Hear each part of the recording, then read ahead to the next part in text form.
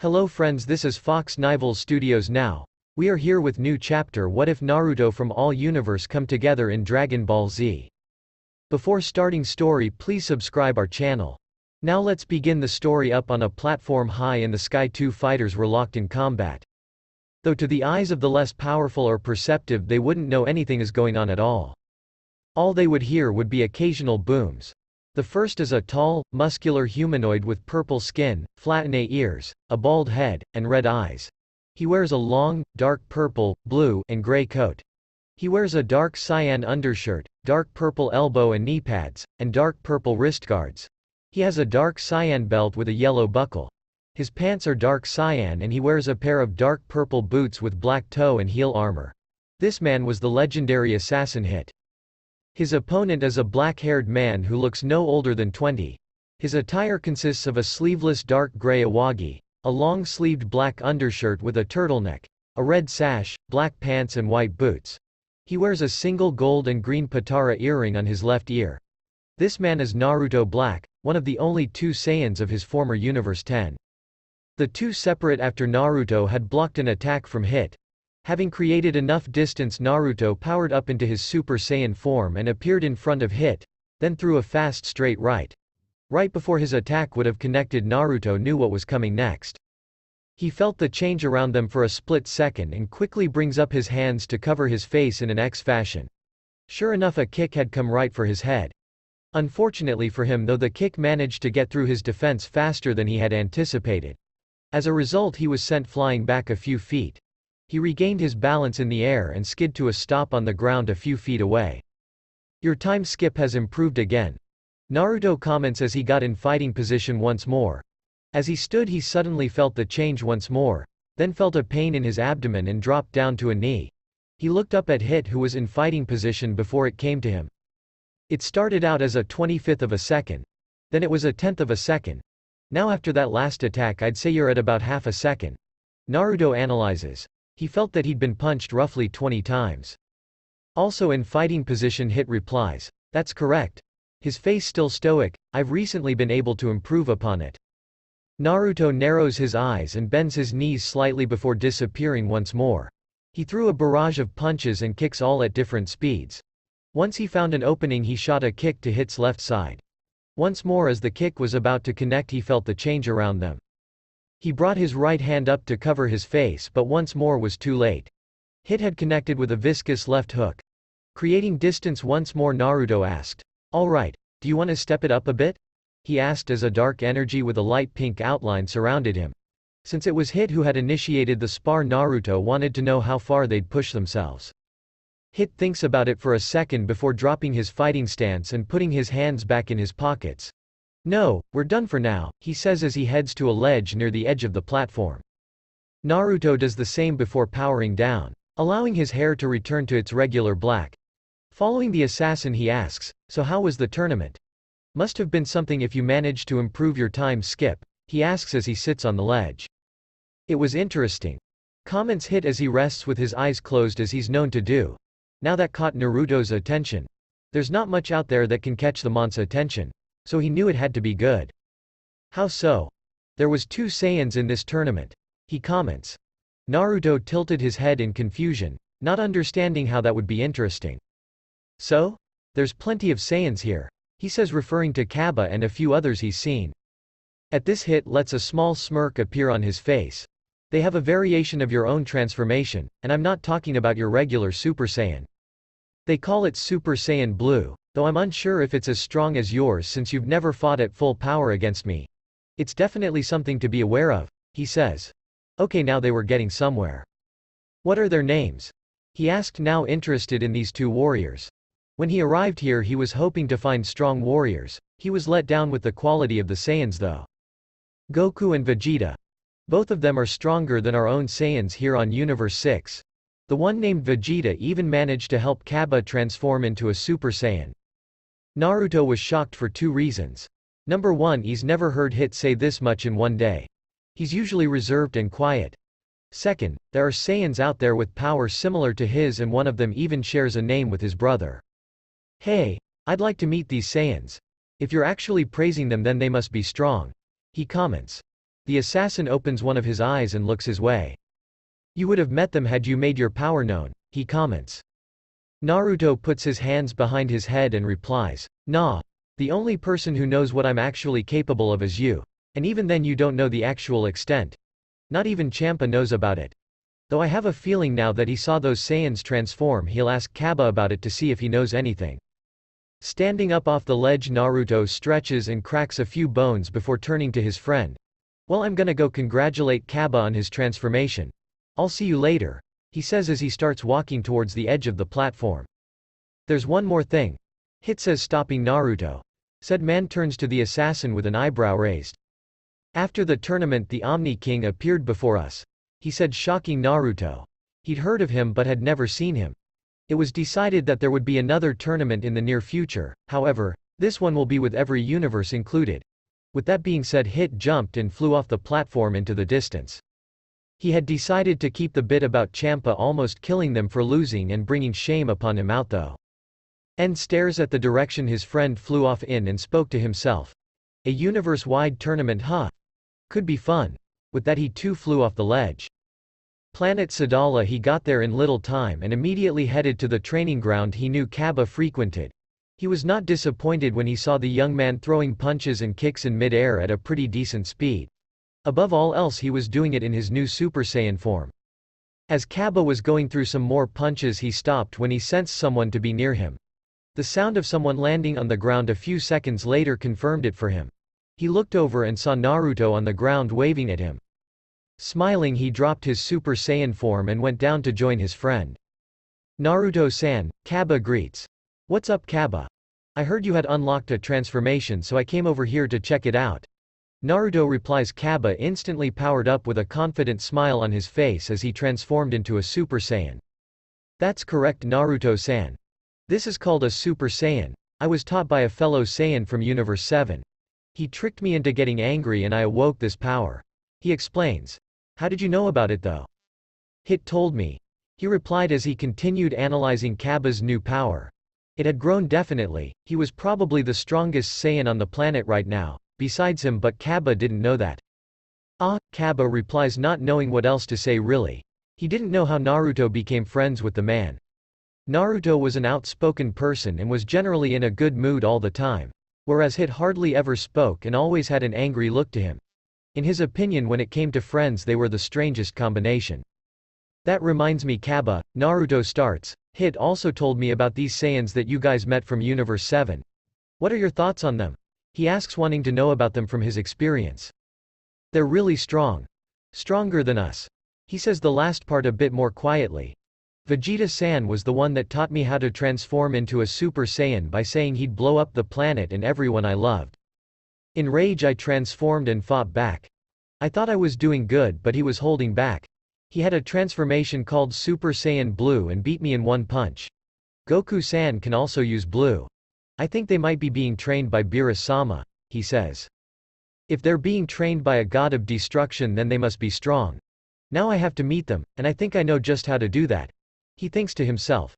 Thanking Kaba for the info and once more congratulating him on getting stronger, Naruto left. He needed some rest and to plan out exactly what he was going to say. A few days later, Hit and Naruto were once again training, neither going all in, just simple training session as they're known to do. As Naruto prepared to strike, Hit spoke. I heard something I think you'd be interested in hearing. Your kid brother was in Universe 7's Earth recently. The assassin comments. Naruto immediately drops his fighting stance. His brows furrow in confusion. What was he doing there? We have no business with Universe 7. Naruto asks, trying to figure out just what his brother might be doing. I was told he was fighting with the two Saiyans from Universe 7 I was telling you about. Goku and Vegeta. He informs him, I was told the last they saw of him he left through some sort of black portal. My guess is he's messing with time. Hit tells him. Naruto meanwhile continues thinking what exactly his brother thinks he's doing. Going to Universe 7 to pick a fight with two Saiyans, one's being trained by Lord Beerus no less. Hit, do you think you could get in contact with Champa for me? He asked the assassin. What for? Asked Hit, trying to figure out what Naruto was planning. Not only that, but talking to the god of destruction wasn't exactly what he wanted to do. The threat of being killed after the fight with Son Goku still left a bad taste in his mouth. I need to talk to him. Well, more like I need a favor from him, but you get the point, he answers. Very well, but you'll owe me one, Hit says, agreeing. The following day the two once again found themselves in their usual training area, however this time they had company. The first was Champa, a purple cat-like humanoid, similar to Beerus, but with a plumper build contrasting Beerus and likewise a much shorter tail. He wears clothing which resembles that of the ancient Egyptian royalty like Beerus, complete with a red and pink collar with white linings on both edges, corresponding with Vados, his attendant. Vados is a tall humanoid with pale blue skin, violet eyes, and long white hair, similar to Whis, although she wears it as a high ponytail. She carries a long scepter with a gem that floats above it, and she usually holds her staff in her right hand. Around her neck is a large light blue ring. Her attire consists of green robes, a black cuirass with the same white and orange circle decorations as the god of destruction Champa, and a red sash. She also wears white high-heeled shoes with black soles. Okay Hit, we're here, now what do you want? You've never reached out to me like this before.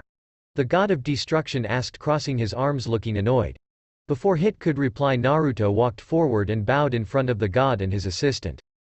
Hello Champa-sama, Vados-sama, I'm Naruto Black. I was the one who asked Hit to get in contact with you, he admits. Both deities turn to look at him. Champa scrunches his face in confusion while Vados clarifies for him. The Saiyan from Universe 10 Champa-sama. Okay, what do you want? He asked rudely. I wanted to request a service from Vados-sama, he explains looking at the angel. Said angel just raised an eyebrow and looked over to see what Champa would do. What would I get out of it? He wasn't going to let someone get a favor from him without something in return after all. I heard about the tournament that is to take place for Zeno-sama. Should you grant me this request, I'll participate in this universal tournament and represent both you and Universe 6. Ha ha ha ha ha, I already have a few Saiyans in mind for the tournament, one of which just underwent a transformation making him more powerful, he said, referring to Kaba, them plus Hit whose power is near mine. Why would I need some no-name Saiyan from Universe 10? He asked rhetorically. It took a great deal of self-restraint to not strangle the god where he stood, but he managed it. Rather than let his anger get him, he had an idea. Vados-sama, he called, getting her attention, can you create a barrier that won't allow energy to escape as well as not letting anyone see us? The request piqued her interest. She raised her scepter in the air and in seconds a light blue dome surrounded the area where he and Hit would train. Naruto spread his feet apart slightly and bent his knees as he powered up. Ah, everyone watched as a black energy surrounded him while the inside of the energy was a very dark pink. The ground beneath them began breaking until finally the entire dome was consumed by the power he was emitting. When it finally died down, it showed Naruto in his transformed form. His hair was pink, which also had pure white highlights. His eyebrows were also pink as well as his eyes. His entire body was also highlighted in a dark pink aura. He's much stronger than all those years ago. His aura didn't feel this strong before, Hit thinks to himself as he watched his friend transform. What? Yelled Champa, shocked that there was someone else besides Hit with power that could potentially rival his own. He had planned on leaving the moment the Saiyan made that stupid request, but now, if I have him on the team, I could rub it in Beerus's stupid face that my Saiyan is stronger than theirs, he thinks to himself as he tries to control his glee. Well, what do you think, Champa-sama? I call this Super Saiyan Rose. Are you sure you'd like to pass up on me joining your team? Naruto asks, trying not to sound like a smart ass. Champa was important to him right now. Trying to save some face, Champa put a hand up to his chin and pretended to think about his request. Very well. Vados, help the Saiyan with what he needs. I'm going to go eat. Of course, Champa-sama, she replies as they watch Champa leave. She turns to Naruto and asks, so what is it you request of me? Can you show me what my brother is doing right now? She taps her scepter on the ground and a projection appears from out of the gem floating atop her scepter. The image that appears is that of his brother fighting the two Saiyans Hit had told him about. It was uncanny how they were practically twins and had the same name. The two Saiyans were fighting in their Super Saiyan Blue form, while his brother was fighting in his Rose form. Vados-sama, can you take us to the battle but keep us hidden from detection? I can, we will be in a barrier created by me. So long as we stay in the barrier, we'll be undetectable to anyone except for any other angels that may be in the area. Naruto looks over at Hit, who hadn't said anything the whole time this has gone down. Yo, you want to come with us? Hit looks at the screen and sees Goku using a Kamehameha and nods in agreement. Vados creates the barrier around the three of them and they headed out. Naruto, Hit, and Vados appeared in a destroyed city. By the looks of things one would imagine it was abandoned after being used as a war grounds, which honestly wasn't too far off from the truth. The trio's attention was drawn to the unmistakable sound of fists colliding. Naruto noticed a flash of pink collide with a flash of blue. He watched as his brother along with the apprentice of Gawasu fought two blue-haired Saiyans, which could only be Goku and Vegeta. Looks like Hit wasn't kidding when he said they had a transformation similar to his own. He'd have to talk to them once this was over.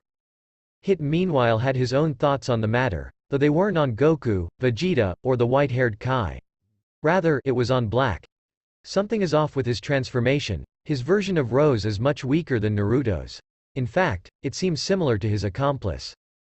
Hit wasn't the only one thinking this, as Naruto had extended his senses to get a feel for everyone on the battlefield. Doing this, he quickly deduced what was wrong. He's been granted the same power as Zamasu. That's why his Rose isn't as powerful. He's using a tainted version. Idiot. They watched as Vegeta landed punch after punch on Black before kicking him through a couple buildings. Zamasu seemed like he wanted to help but was being stopped by Goku, who hit him with a strong kick, leaving him in a crater on the ground. So what are you going to do?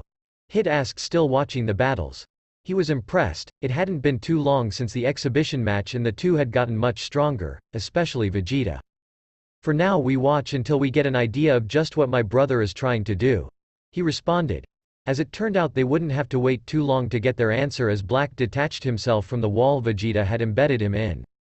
You mortals are becoming more of a nuisance, Black says as he looks over at Zamasu. Playtime is over. For these mortals who continue to ignorantly desecrate the gods, it's time to show the true power of gods, he says as he flicks his Patara earring. So he believes he's no longer a human, huh? Naruto said out loud as he listened to his brother monologue. If I had to guess, I'd say he's been corrupted by his accomplice, said the Angel of Universe 6.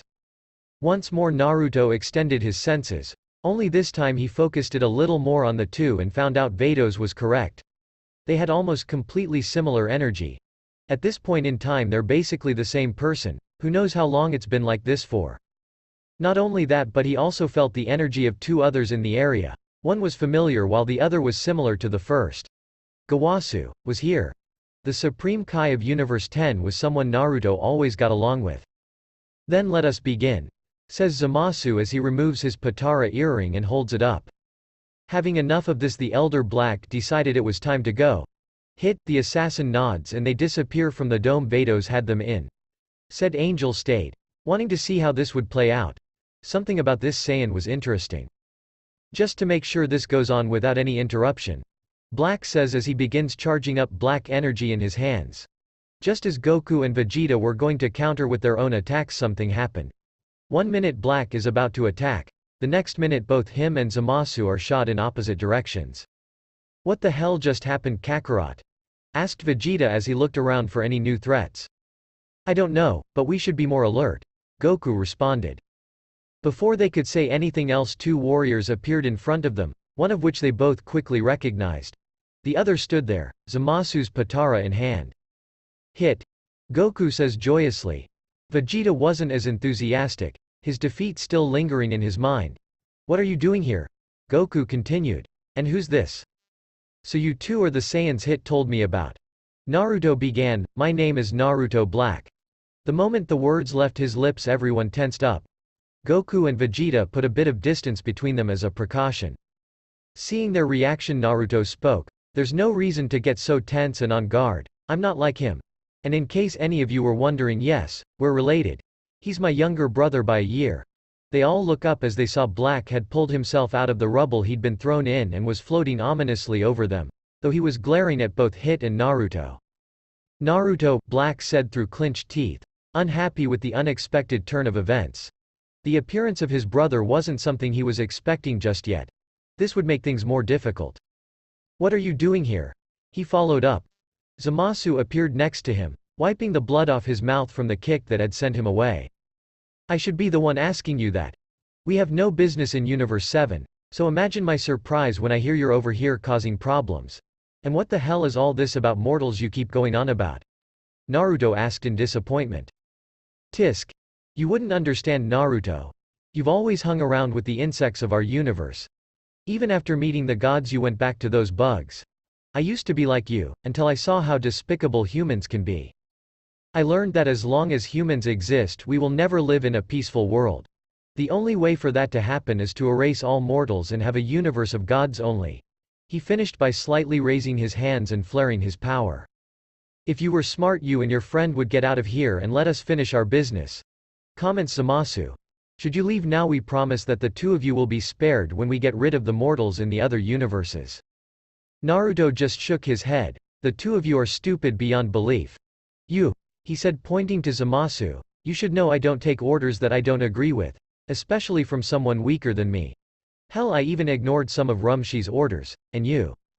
He turned his attention to his brother. I always knew you made stupid decisions, but this one by far is the worst one. You took power from the wannabe Kai just to try and pull this little stunt off. You allowed yourself to be given power like some sort of charity case. You are a disgrace to the Saiyan race, he finished angrily. Hey, you got that right. Vegeta agreed with him. So if you're related to him, then that means you can also turn into this Super Saiyan Rose. It was said more as a statement than a question. Naruto looked at him before turning his attention back to Black. Suddenly the surrounding area felt differently as Naruto also transformed into his rose form. Everyone felt the change in the atmosphere as Naruto's rose form was on a completely different level than that of Black's. Somewhere off in the distance the Supreme Kais of Universe 7 and 10 also felt the power Naruto was emitting. Gawasu's eyes widened a fraction as he recognized who that power belonged to. It was one he hadn't felt in a few years. That power, it's definitely Naruto. Gawasu says. Shin looks over at him in confusion, not having heard of such a person here. Who is that Gawasu? The Supreme Kai smiled, a powerful warrior from my universe. Our chances of survival have just increased dramatically. So it's not just Black who can transform. Goku says, interested in meeting another person who can do the rose transformation. How did you achieve it? He asked, and although Vegeta didn't say anything, he too wanted to know. I achieved this form after fighting with the god of destruction from my universe. I'm interested in knowing how you two came about getting a similar blue form. He said as he looked at them. He was going to say, but they felt two jumps in power and watched as Black and Zamasu began powering up. Stay out of it, he's my brother. If anyone's going to put him down, it's gonna be me. Naruto said as he seemingly disappeared from his spot on the ground. He appeared between them and moved his head to the side, allowing his brother's punch to miss him completely. He lifted his left forearm to block an oncoming kick from Zamasu and quickly grabbed the mon's leg and threw him aside. He quickly had to move aside to avoid a pink energy blade that was being aimed his way. Though throughout all of this he wasn't fazed. He once more moved aside, letting Black swing with the blade before stopping it with one of his own. He then caught a punch with his free hand, pulled him down and shot a knee to Black's chin, propelling him upwards. He seemingly teleports above Black and sends him crashing back down with a black ki blast. He turned his attention over to Zamasu, who was looking at him through narrowed eyes, clearly not at all happy with the turn of events. Naruto lifted one hand and motioned him to try and attack. He then put both hands behind his back and flared his power some. He begins dodging and weaving through both their attacks without removing his hands from behind his back, making no effort to attack back at the moment. Simply letting them tire themselves out. He smacked away punches and kicks coming from both gods in unison before thrusting a palm at Zamasu. The green man dodged and ignited his hand with his purple energy, but before he was able to do anything he was met with a kick to the chin and the body of Black crashing into him.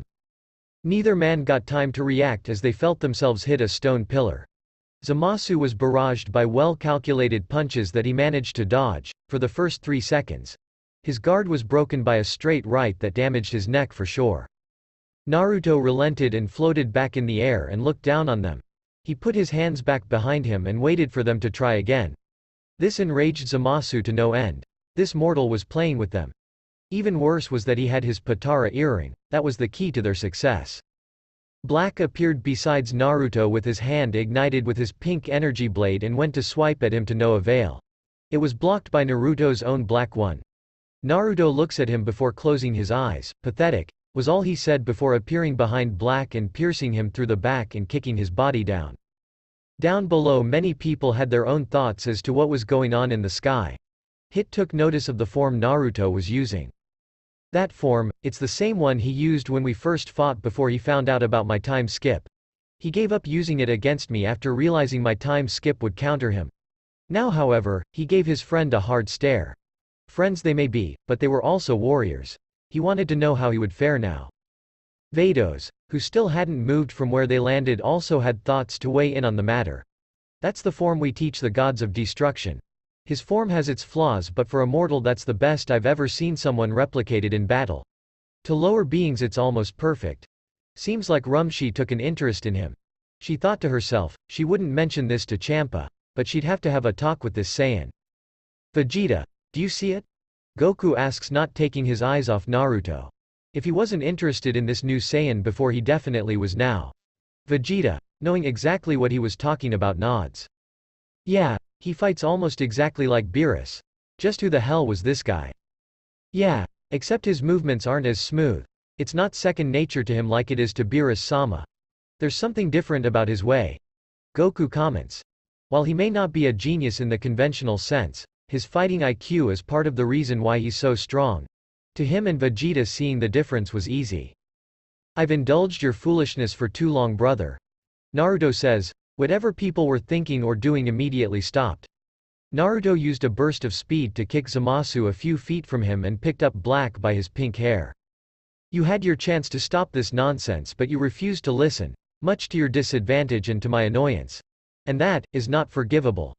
Everyone watched as the aura around Naruto began to get flare up once more. Combinations of black and pink lightning surrounded him as his power continued to grow. This kept up until next to Naruto, a clone of him appeared. The most astonishing part, however, was that the clone was also in Super Saiyan Rose form. Out of all the spectators in the audience, Nan was more shocked than Shin. How? He manages to croak out. I've seen cloning techniques before, but there's an obvious flaw. Power needs to be divided equally between the original and the clones, so if there's one clone they should both have half power. But this clone is also in Rose form, and doesn't feel any less strong. Just who is this? He thought to himself watching the fight. Now then, Naruto begins, still not having let go of Black. I'm afraid if I leave you alone you'll continue causing problems. Big enough to where even Zeno-sama might have to be called, and I can't allow that. He raised his right hand and summoned a dark purple ball of energy that caught everyone off guard once more. That's Hakai energy, Gawasu points out, wondering how Naruto got a hold of it. Ha ha ha ha, I'm immortal, brother. No matter what you do I can't be killed. Black laughs, coughs. Naruto says nothing but slams the dark energy into his brother's gut and lets go in time to watch the ball trap him. Black stops his maniacal laugh and begins looking around, panicking as he watches his body begin to erase from existence, starting from the feet and hands. What? How? I'm immortal, I can't be killed, I can't be killed. The rest was cut off as his body deteriorated completely. Zamasu stood still, eyes wide open, feeling genuine fear for the first time. He was about to flee when he felt an immense pain in his back and internal organs. As he hit the ground he managed to see behind him and found Hit, standing with his hands in his pockets looking down on him. Hit knew you'd probably try something stupid like running. He used his time skip and took you down for me. I appreciate that, by the way. He adds at the end to the assassin. Hit just nods. Naruto releases the clone and gathers some divine ki into his hands and forms another black energy ball and releases it to the immobilized form of Zamasu. When the blast finally calmed down they saw the destroyed body of the Kai. His lower half was gone as well as his left arm. I know you're immortal, however injuries taken by divine ki-infused attacks take longer for you to regenerate from. He bends down and picks him up by the throat before tossing his form at the feet of Gawasu. Take him to Rumshi. He told the Universe Tenkai. Have him erase him with Hakai. Gawasu looks down at the dismembered form of his apprentice and sighs sadly at what he became. Son Goku, Hit calls out. When the tournament begins, be ready. This time I won't be holding back, he comments.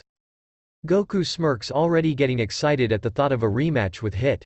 Count on it. Naruto, Hit calls out as he nods his head in Vidos's general direction. Right, with that the two of them disappeared, leaving only the inhabitants of Universe 7 and Gawasu.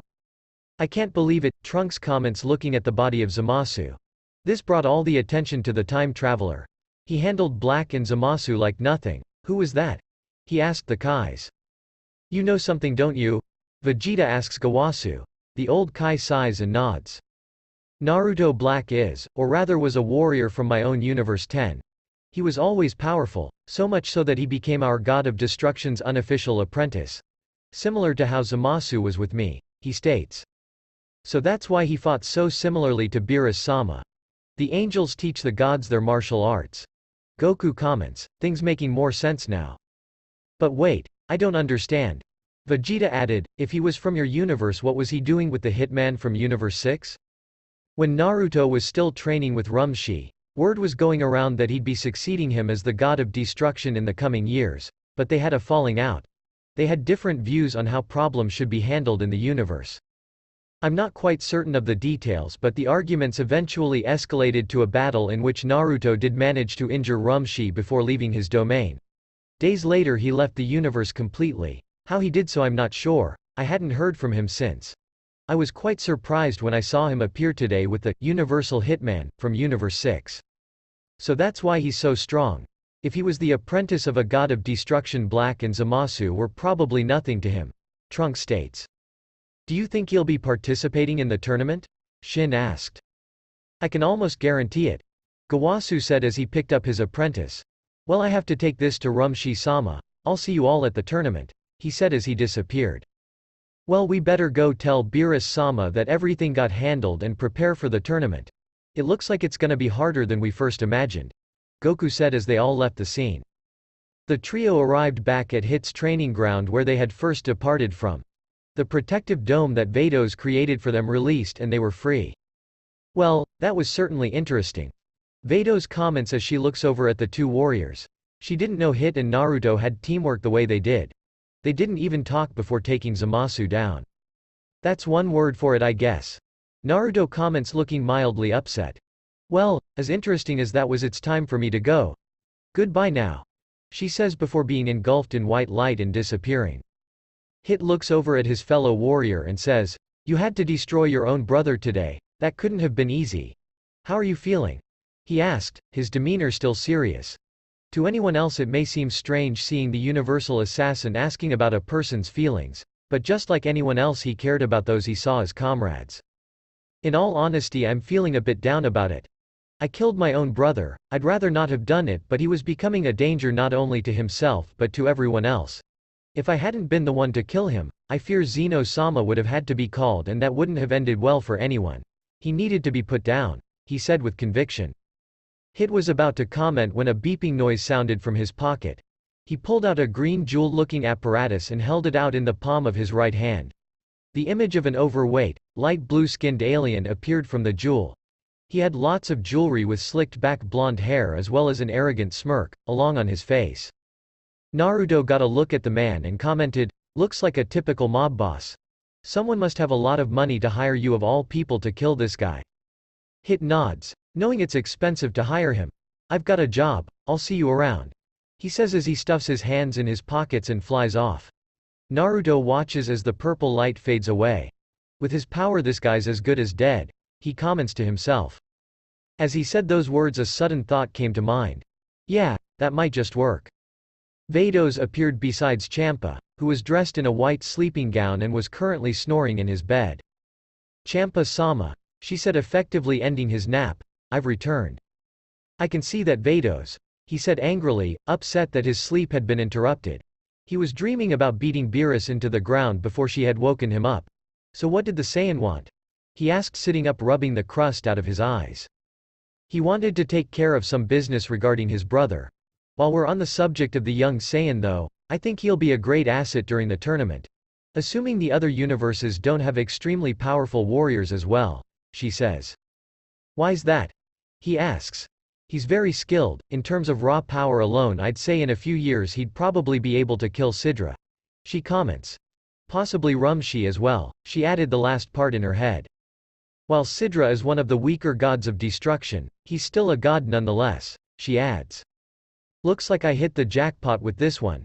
Ha ha ha ha. He laughs thinking about how he could rub this in Beerus's face. As for the other universes, there's a way to find out.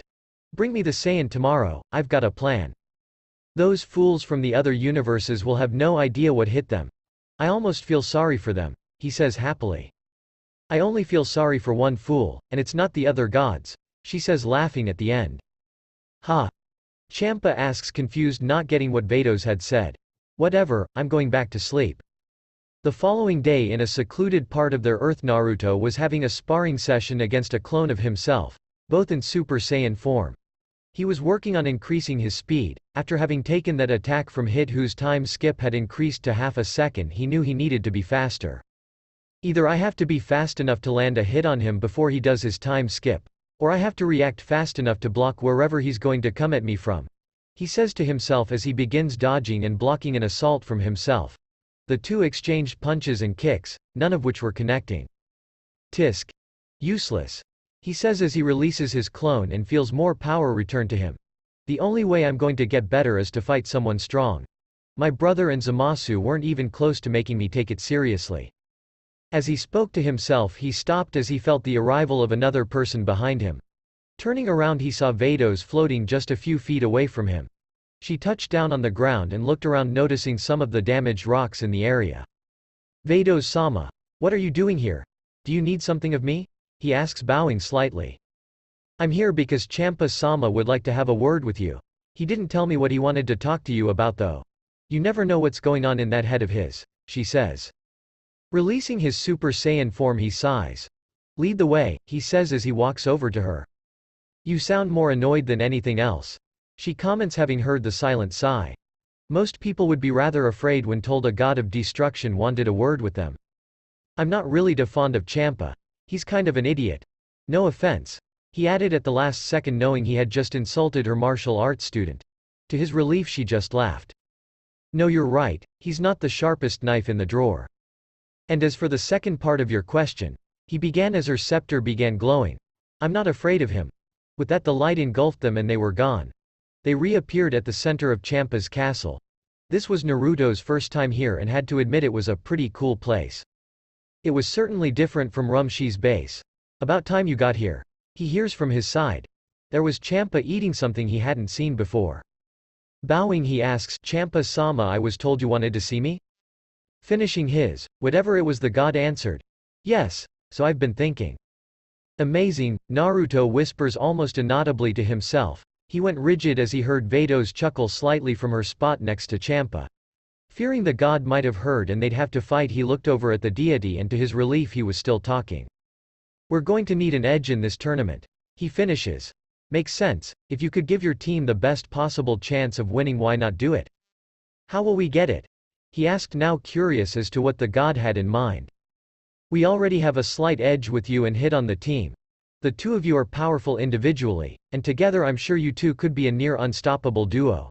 But my plan is to have you go spy on the other universes, he says, looking at Naruto to gauge his reaction. Naruto thought it over and was somewhat impressed that Champa could have thought of this. If done correctly, it could possibly give them an edge, though the Saiyan part of him wanted to just go in blind and battle it out with the strongest the others had to offer. So what exactly are we trying to figure out? He says, rubbing his chin. The general stuff. Who's gonna be in the tournament, weaknesses, their attacks. Anything to give us an advantage, he finishes while smacking a fist into his palm. I'm impressed he actually had a decent idea, he thinks to himself. Very well, where should we start? Belmont has always gotten on my nerves, stupid clown. He mumbles angrily to himself. You'll start in Universe 11, from there we'll decide where you'll head to after. Nodding, he asks, how will I get there undetected? When I first came to Universe 6, Fuwa-sama immediately knew I had arrived and sought me out to ask what I was doing here, he says, remembering when he got here. Champa-sama, I have a suggestion. Why not have him use the cube we were offering Hit during the tournament with Beerus-sama? He'll be able to get in and out undetected like when we gathered the Super Dragon Balls, she suggests. She could have always taken him herself, but she didn't want to be going to different universes for unknown amounts of time. That could work, he says, summoning the cube. Naruto takes it and looks over the palm-sized transparent blue cube. Looking back up, he says, I don't think I'll fit in here. Knowing Champa would probably yell at him, Vados explained. It'll expand the moment you push your divine key into it. I've already set it up to transport you to a planet on Universe 11. It's programmed to get there and to bring you back here when activated again. From here we'll reprogram it to the next universe and so on. Nodding and understanding, the Saiyan asked Champa. Alright, if I'm going to be undercover I'm going to change before leaving. Showing up with a Patara earning would certainly draw attention. As he was about to leave he stopped as he remembered something from earlier. Actually, before I go, Vados-sama, may I have a word? In private. She debated whether to entertain him again or not, but the last time she did she witnessed something interesting. Wonders what it'll be this time. Yes, what do you need of me? She asked. You saw when I destroyed my brother, correct? A nod was his answer. Well, not everything was destroyed. Something survived that little ordeal, he states cryptically. She takes a second to think over what she had seen before the answer came to her. Everyone else was preoccupied with the fight, but as an angel she saw every little detail. His time ring. That's right, I saw it once we had already made it back to you. No one else noticed it in the commotion. I was hoping you'd do me the favor of summoning it for me, he stated. She smirks and taps her scepter on the ground. In between her index finger and thumb the silver time ring appeared. However, she didn't hand it over. Holding it up in front of him with an amused look on her face she says, time travel is illegal, you know. Even you were to try and use it you wouldn't be able to travel to the future as your Patara isn't linked to a Supreme Kai. Your brother only managed it because he shared one with Zamasu. So what do you need this for? She asks curiously. Who said anything about having to travel to the future? He countered with a smirk. Ho? And what do you mean by that? She asks, now happy she decided to humor his request. He explains his idea that he had earlier to her and waited for her feedback. Tapping her chin she nodded slowly. I suppose it could work since you're not traveling through time. If you can control your ki correctly then it should be possible, she says and tosses him the ring. Catching it he puts it in his pocket. Finished with their conversation they turn back to their god of destruction who looked irritated being left out of the loop. So how long will I be there? He asked. The details of the tournament haven't been released yet. Once we know for sure I'll have Vados fetch you if you haven't returned already, he says. Very well, I'm going to go change and head out. Anything else, Champa-sama? He asks. No, that will be all. Get going. After being teleported back to the earth he changed clothing, removed his Patara earring and pocketed it along with his time ring. He was now sporting regular black pants with a matching thin jacket. Pulling out the cube he activated it and stepped inside. The effect was immediate, he felt a slight pulling sensation before he disappeared completely. He appeared in some strange back alley. Looking up he could make out the night sky and some very high-tech looking high-rise buildings. The cube powers down back to its original size and he picks it up and pockets it. Zipping up the jacket walks out into the street. How should I go about this? He says as he wanders. His stomach growls as he walks, he realized he hadn't eaten all day today. He looked around and saw a dimly lit ramen sign a street away and decided that was the place for him. Walking over he ordered 2 bowls of miso and sat down off to the side by himself. Picking up a paper that was on the table he began reading while keeping his ears open for any info that may float around. Alright, I need to find a place to stay for now. Can't go sleeping on the streets, he thought as he waited for his food. When it finally came he ate it in record time. He was really hungry. Luckily this place accepted the same currency as back in Universe 6. What a stroke of luck. Unfortunately that meal cost him all he had on him. Walking out he couldn't help but notice a drunk guy yelling at nobody next to him approaching. This is my chance. As soon as the man was close enough Naruto intentionally bumped into the man. Whoa, I'm so sorry sir, he apologized. Watch where you're going. The man yelled at him and shoved him to the side. Normally he would have gone over to sort the man out. However, he looked back and watched the man continue down the street and pulled his hand out of his pocket. He now had a handful of bills that were going to cover his sleeping expenses. Looking around he found an inn not too far off. It didn't take long to get there and book a few nights. Looking around his new accommodations he opens the blinds and stares out the window. How the hell am I going to find out who's in the tournament? He asked himself out loud as he stared at the bright city lights below him. There's so many planets and galaxies in the universe they could come from anywhere. Damn it, Champa. Deciding to get comfortable he dresses down to his boxers and sits on the bed. pulling out the time ring and stares at it for a second. Might as well get some training in, he says as he also puts on his Patara earring. He sees a plastic water heater on one of the shelves and puts it on the floor. Putting the ring on, he closes his eyes and sits cross-legged on the bed. Had anyone been in the room with him, they'd have seen his body glow dark black with a pink tint, similar to when he transforms. Only difference is that this time there was no transformation. After an hour of meditating, he heard it. Opening his eyes, he saw the broken pieces of plastic and smirked. It worked, he said, panting a bit as it took more out of him than he expected. The following day, once more, he was out in the city trying to get any information he could. As he tried to figure out where to go, the planet shook. He tensed and looked around, gauging the reactions of all the inhabitants. To his surprise, no one was surprised or even worried. In fact, they continued on like nothing strange was going on at all. "What the hell?" he mumbled. Walking over to an elderly woman who was selling little souvenirs and asked her, "Excuse me, ma'am, why isn't anyone freaking out after that?" he said, referring to the earthquake. "Ha ha ha," she laughed softly, "no, young one, that wasn't an earthquake. It was probably some monster deciding to terrorize somewhere on the planet," she said calmly. Tilting his head in confusion, he said, "Isn't that all the more reason to worry? You'd think something attacking your planet would be more of a concern." "No, because the Pride Troopers will take care of them. Honestly, the youth these days don't pay attention to anything, do you? On another note, could I interest you in a tea set?" she asked, trying to make a sale. Pride Troopers. Now we're getting somewhere. He thanks her and denies her offer of the tea set and heads off. He knew where he needed to go. He went down to the nearest electronics store he could find and headed up to the 5th floor, where all the computers were located. Luckily for him, the one display computer was free. Quickly occupying it, he opened up a search engine and typed in "Pride Troopers." "Ah, the Pride Troopers," a voice said from behind him. It was one of the workers of the store. "You must have heard about the creature attacking earlier. I tell you, if we didn't have the Pride Troopers, I honestly don't know what we'd do," he comments. "With Tapo-sama's power, I'm surprised creatures even try."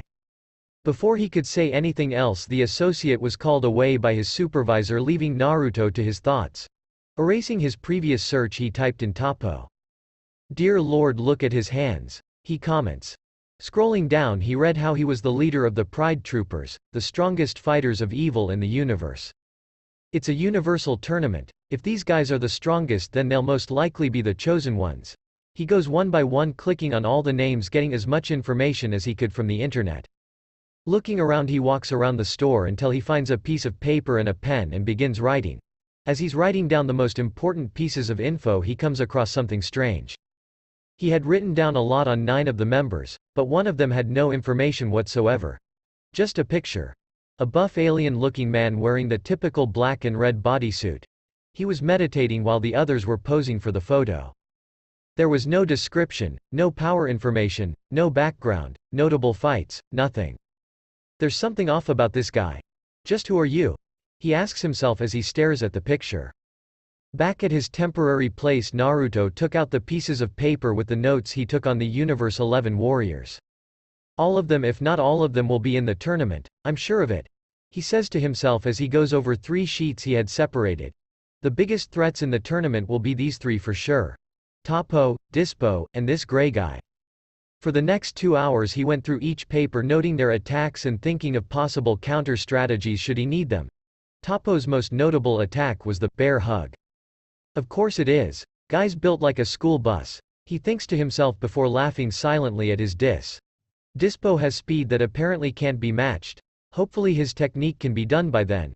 A rabbit man that's fast. How original, he thought to himself.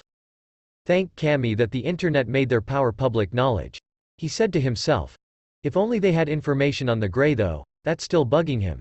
He was without a doubt the most dangerous one of the whole Universe 11 squad. He just knew it. Oh well, can't be too greedy, I guess. I got a lot of useful information, he says as he puts the papers away and gets back on the bed. As per usual when practicing, he closes his eyes and meditates, allowing his aura to manifest around him. Taking a few deep breaths, the heatwave-like shimmer in the air appeared as he began. The television in the room levitated a few feet off of the counter it was on and began turning. It stayed levitated before being placed down, and his shoes began being tossed up and down. Opening his eyes, Naruto saw what was happening and smirked. He brought his hand up and briefly appreciated the time ring before throwing his shirt in the direction of the shoes. One shoe dropped and the shirt stayed in place in the air. Good, it's getting easier, he said as everything fell. The next day Naruto left his place and began wandering around town thinking to himself. What now? I'm almost positive I know who's going to be in the tournament. I know their powers and for the most part thought of ways to neutralize them should we have to fight them. Looks like there's no other choice. Time to go tell Champa already. As he turned around heading back to the alley where he arrived he felt a tremor. This one stronger than the first one he experienced. Unlike last time though the people were actually running in fear this time. He flies into the air to get a better view and possibly see what's going on. He found it. It was 5 miscreants with firearms causing mass panic. 2 had RPGs while the others were shooting semi-automatics. So it was the rocket launchers that caused the tremors. Shouldn't the Pride troopers be here taking care of this by now? He asked himself as they took another shot at a building. Decided he couldn't just let this go on. He took off his jacket and stayed in his black undershirt. He flies in their direction and upon seeing him they all fire at will. Though it did very little, he was fast enough to move out of the way and shot a big enough ki blast that separated them all as well as injuring them. Looking down he saw all the gunmen on the ground groaning in pain. That was pathetic, he told them and charged up several more ki blasts. He fired about 15 in a second and that was the end of them. He was about to leave the scene when he heard a voice call out behind him. Stop. You're under arrest for the murder of those 5 individuals. Someone cries from behind him. Turning around he saw a man. His skin has a tan hue and his head is shaved. Part of his face is cybernetic, including an ear, and he has a robotic eye which is red. He has a communication device attached to his other ear.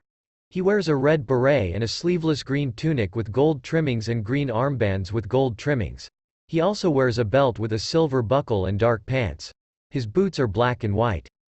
Naruto remembered him from the information he got. It was Kasuril and behind him the rest of the Pride troopers. They're missing 3, he realizes after sizing them up. Well, you weren't around as they were causing havoc so I went ahead and took care of it. Had I not who knows how many people would have been killed. Besides, you were going to do this weren't you? He asked. No, they'd be taken into custody and put on trial. No one has been reported dead so killing them would have been unnecessary. You on the other hand have murdered 5 individuals and for that you will be brought to justice. Now surrender. Kasuril said as he stepped forward. Wait. I just saved a bunch of people from these guys and you want to take me in? Not happening. He said. He couldn't believe they were actually gonna try and take him for saving the people. Then you leave us no choice but to take you by force. Justice Saber. He yells as he creates a blade out of ki in his right hand and charges. The other members of the Pride troopers following suit. Justice Spin. Yelled Zorei as he created a tornado and attacked. Seeing Kasuril near he parried the attack by manifesting his own blade. The same one he and his brother use. This caught the general by surprise as he had never met someone who could mimic his technique. Parrying the attack to the right he sent a left straight kick to the Mont's chest sending him away. He had to move out of the way as the tornado shot right past him. Landing he brought his hands up and began using both hands to block punches and kicks from Kunshi and Tupper. Punches, kicks it didn't matter. None of them made it past his defense. The 2 jump back and are joined by a non-tornado formed Zorei. Kunshi creates energy threads and begins sending them his way creating explosions that kicked up dust. He looks at his comrades and nods while continuing his assault. Naruto looked at the smoke and saw something coming his way. Double Pride Spin. Another tornado was coming his way. Just as he was about to move he noticed Tupper being shot out of it, rolling at him at high speeds while also being set on fire. He briefly wondered how it wasn't hurting him but disregarded it. He raises his right hand and for a brief second a pink glow envelops it before allowing Tupper to slam into it. He continues spinning but everyone notices he's not doing any damage. Before he could stop the roll Naruto uses the momentum against him and tosses him over at Vaughn who up to this point had been trying to charge up for some sort of dimensional attack if his memory served him correctly. The troopers regroup, panting trying to think of a strategy to take this evil down. My turn. Naruto says as he seemingly teleports in front of Kasuril and launches a fury of punches to the Mont's chest area. Punches strong enough that shot him into a building in the distance. Not letting up he moves to Zorei who managed to block the first punch but was overwhelmed and had no chance to stop the rest. He threw an uppercut which sent the little man in the air. He shot a quick ki blast and moved over to Tupper as the explosion went off, signaling that Zoré had been hit. Kasuril, who pulled himself out of the building, watched as his team was being beaten by this unknown man. He clicked a button on the side of his robotic eye and waited. 2 minutes later, Naruto had his foot on Kunshi's head and spoke. This could have all been avoided, but you decided you wanted to fight instead. Let this be a lesson to you. He removed his foot and was about to leave when everyone heard, Justice Flash. He quickly kicked Kunshi out of the way and jumped aside as 4 reddish-orange beams hit exactly where he was standing. Landing off to the side, he saw the newcomer. Toppo, the leader. Toppo, my good friend, it's good to see you here. We're in a bit of a situation. Kasuril says as they look at him. It's no problem, my friend. Where there's evil, we shall be there to vanquish it. He said the last part looking straight at Naruto. I'm not evil, I was helping these people. They weren't having any of it. Silence. For murdering these people and attacking the Pride Troopers you must be dealt with. Looking over at Kasuril, he says, you all did well, but I shall handle it from here. He rushes forward and their fists collide, creating a massive shockwave. They continue throwing punches and kicks with the occasional ki blast, but all were matched. Seeing as they weren't getting anywhere, Naruto powered up to his Super Saiyan form. They once more began trading punches and were even for a few seconds before Naruto found an opening and landed a straight right to Toppo's face. Toppo would block a few and receive shots to the face and body in succession. Toppo jumps back and red aura forms around his body as he once more rushes in. It was a massive increase in speed. One Naruto hadn't, counting on the man having and took 4 hits to the face and body. He felt his face get grabbed by the giant hand and was slammed into the ground. He feels himself get picked up again. Not wanting to get slammed, he powers up to Super Saiyan 2 and breaks the hold. The two are once again on even ground. Kicking Toppo in the head, he flies up into the air. Justice Flash! Toppo yelled as he shot the beams. Divine Retribution! Naruto yelled as a pink and black blast left his hand and collided with Toppo's own. The two pushed back and forth, both trying to win the fight for dominance. Down below, Toppo had his face scrunched into a frown, knowing this man was no ordinary man. He was able to keep up with him, something not many people could do. He felt his opponent's attack weaken slightly and added more power to his own. Victory was in sight. Toppo! He heard from his comrades. Glancing at them, they pointed to his side and time slowed down as he saw what they were referring to. Next to him was a copy of his opponent. What was more alarming was that he was already charging an attack right next to him. Ha! Naruto yelled as he released a large black beam from his hands that enveloped Toppo. The man took it head on. When the smoke finally cleared, Toppo was shown standing on shaky legs. The right half of his upper body had the uniform burned off. Taking a good look, Toppo saw he was right. There was indeed 2 of them now. He didn't care to know how he did it, he just knew this fight had gone on long enough. This guy is something else. I took him lightly and that was a mistake on my part. Even worse, I feel he's still hiding most of his power as he doesn't even look winded. I'm beginning to think even at full power I may not be able to win. Even so, should I go down, my trusted friend Jiren cannot be beaten. He thinks to himself as he once more powers up. The red aura completely engulfing him now as he rises to full power. Naruto gets into fighting position but begins to glow white. What the? In a flash he disappeared. Toppo stops as well. Kasuril, can you sense where he's gone? He asks as he looks around. No sir, he's gone. Toppo looked like he was going to say something but stiffened for a second. I'm sorry my friends, but I must go. Belmont-sama has called. Naruto looked around and realized he was back in Champa's domain. He saw the god and Vados to his left. Champa-sama? What's going on?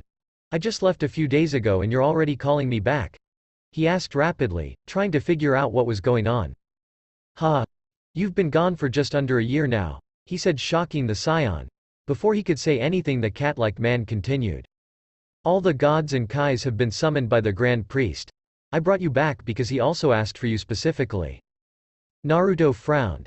Why would one of the strongest beings in the universe want to talk to him? We got 5 minutes before he transports us to Zeno's palace. Get changed, he ordered. Naruto changed with speed he didn't know he had, and was once again in his usual attire, patara and all. Is everyone ready? They hear through Vados' staff. Soon enough the 4 were teleported away. They appeared already kneeling alongside all of the other respective destroyers and Kais. He noticed he was behind Vados and Champa rather than by their side. Looking around, he took a look at all the other people in the room. The most notable were a robot, some sort of fish creature, and a clown. Though if he was honest, the clown was lucky as his angel was a dangerous-looking woman. Before he looked away from her, something else caught his attention. Behind them was a large man. Not just anyone, it was Toppo. "You may all lift your heads," they heard the Grand Priest say. Rising, they looked at him, and everyone noticed that next to the king was Son Goku. Though only he and his universe knew him. "Belmod," called the Grand Priest. The clown gave his attention. "Who is that you brought with you?" "Ah yes, this is Toppo. You see, I'm thinking of retiring soon, so I've taken to training him to an appropriate level before he can qualify as my official apprentice and successor as the God of Destruction for Universe 11. I brought him here so he could gain some experience in matters like this," he explains. "So he's training under a God of Destruction.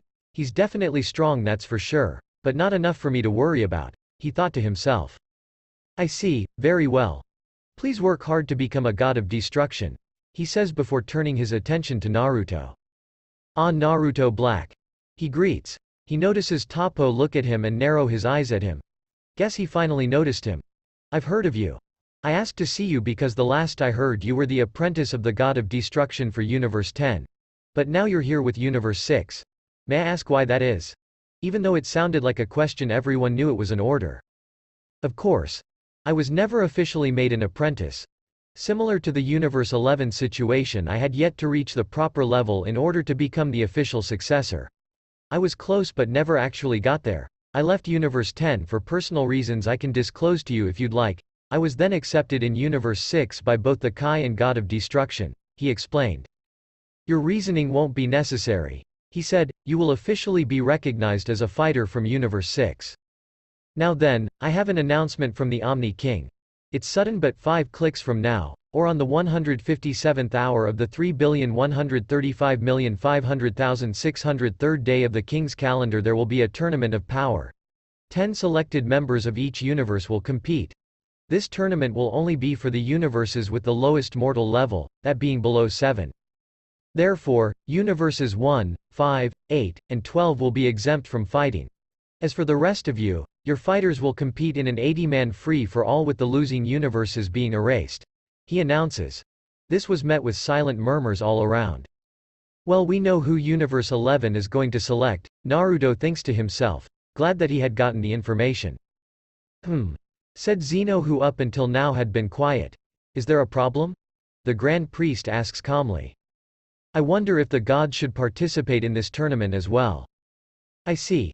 How about an exhibition match then? To see whether or not you'll like that," he suggests. "Whoa! Do it," he yelled happily. "Very well, let me create a fighting stage." Within seconds the surrounding area transformed into an elaborate arena. All the gods and Kais standing on their own floating platform over the ring. "Now, will all the gods of destruction please enter the fighting arena?" the Grand Priest called out. Naruto stood on the platform with Vados and looked down at all the gods. This would be a good opportunity to see what they could do. "Son Goku. This is all your fault," Beerus yelled from the arena as he looked at the mortal from Universe 7. This was a bad idea on his end, as all the other gods turned to face him looking less than pleased at the revelation.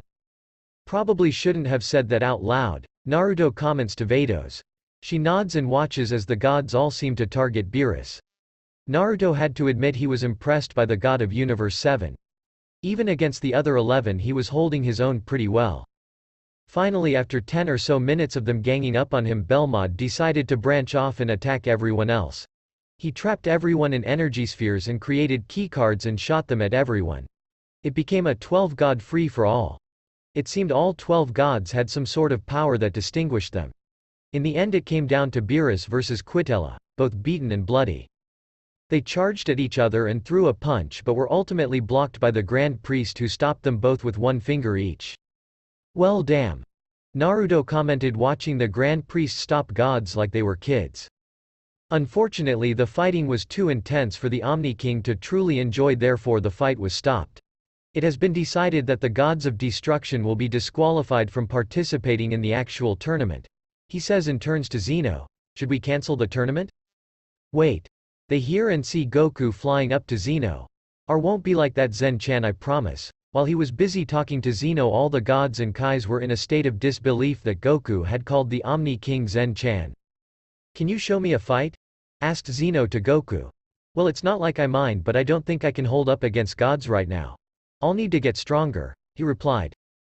Not to worry, interrupted the Grand Priest, you'll be facing a mortal.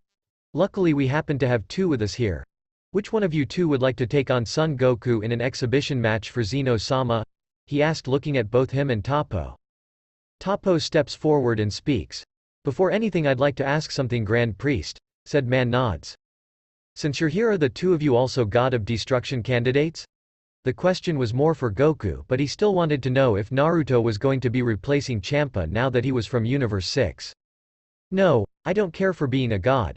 I just want to get stronger, Goku replies. I was a candidate back on Universe 10, but here on 6 no, I'm not. I'm only here because the Grand Priest wished to speak with me. I see. You're both great evil, but for being the cause of this tournament and putting our universes on the line, Son Goku is worse. Therefore I will be your opponent, he says as he hops into the arena. Do not think I have forgotten about you, Black. I'll get you for what you've done as well, he states. The gods look at him silently, wondering what he did to piss off Toppo.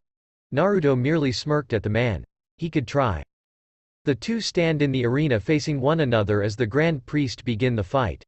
Immediately Goku transforms into a Super Saiyan and attacks. It's the same transformation Black did. He thinks as he easily dodges the punches Goku threw at him. Blocks and lands a punch on Goku's face, sending his sliding. No, this version isn't as powerful as Black's. They keep exchanging blows and Goku powers up to Super Saiyan 2. Toppo notices the difference in power, but it's still not enough to fight on even ground with him. Punches Goku in the stomach and uses Justice Flash. Goku dodges the beams and powers up. His eyebrows disappear as his hair continues to grow until he reached Super Saiyan 3. Soon he'd find out that none of these would work, as the first kick he sent Toppo was ducked under and was met with a clothesline. Toppo took the opportunity to barrage Goku with punches and kicks, all of which connected. As he was going to attack again, Goku crossed his arms and a pulse of power exploded from him as he appeared with red hair. Everyone, including the gods, felt the change. Finally, the aura of a god. Very well, I will respond in kind, Toppo says as he too powers up and lets a crimson aura appear around him, and at that moment everyone knew why he was a candidate for God of Destruction.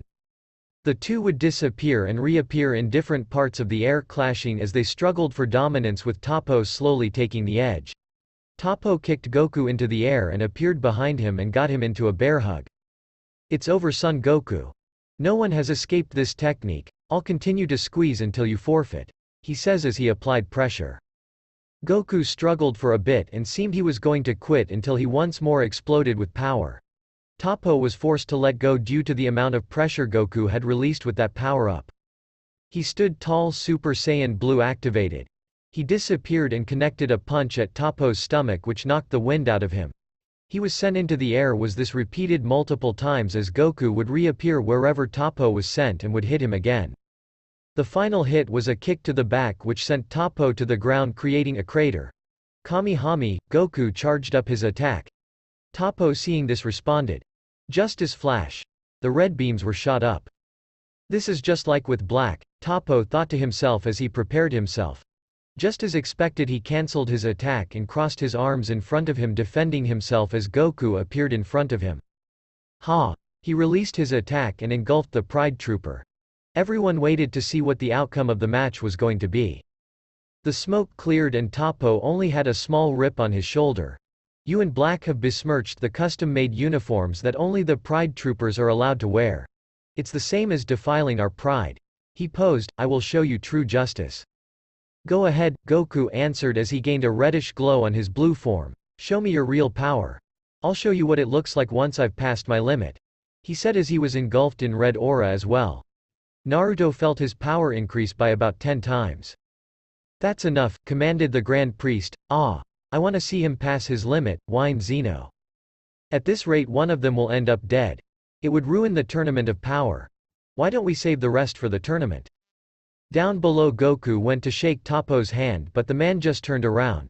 I have no intention of shaking an enemy's hand.